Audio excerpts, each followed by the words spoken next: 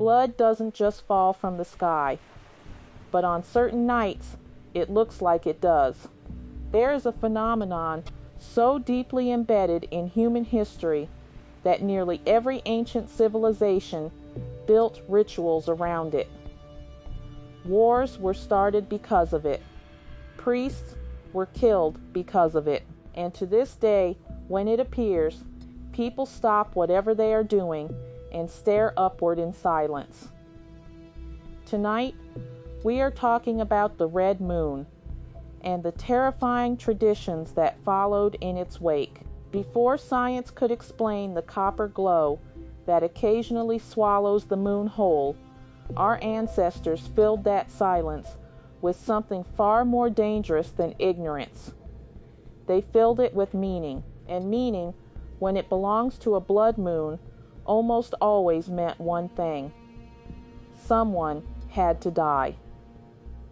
The ancient Mesopotamians called a lunar eclipse an attack on the moon itself. Their solution was not to pray. Their solution was to protect their king by substituting him with a temporary replacement, a prisoner who would sit on the throne during the event and then be executed when it ended. The sky demanded a life. They simply decided whose. Across the ocean, certain Mesoamerican traditions interpreted the red moon as the sun consuming the moon in cosmic warfare. Ritual bloodletting was performed to feed the dying celestial body, to give it strength. The logic was terrifying in its sincerity. The universe was alive. It was hungry, and silence was not an offering it accepted. Now here's where this gets psychologically interesting.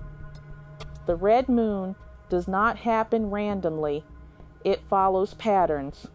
Ancient priests discovered these patterns long before telescopes existed, which means on the night of a blood moon, they already knew it was coming. The sacrifice was never a reaction. It was a scheduled appointment with the sky. Think about what that means for a moment. An entire culture organized around a calendar of predetermined death, written not in ink, but in the orbit of the Earth and Moon.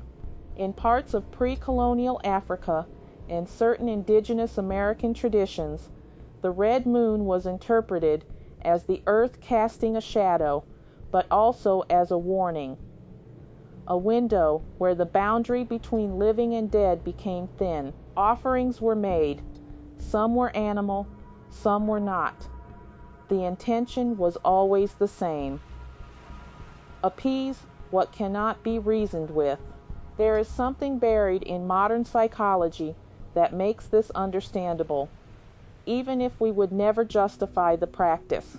When humans encounter something beyond their control, something massive and luminous turning the color of blood in the middle of the night, the mind reaches desperately for agency. If we can feed it, we have power. If we have power, we have safety. The sacrifice was never about the moon. It was about fear. And that fear never truly disappeared. It simply changed clothes. Today, people photograph blood moons by the millions. They share them, caption them, warn each other in comment sections. The ritual continues.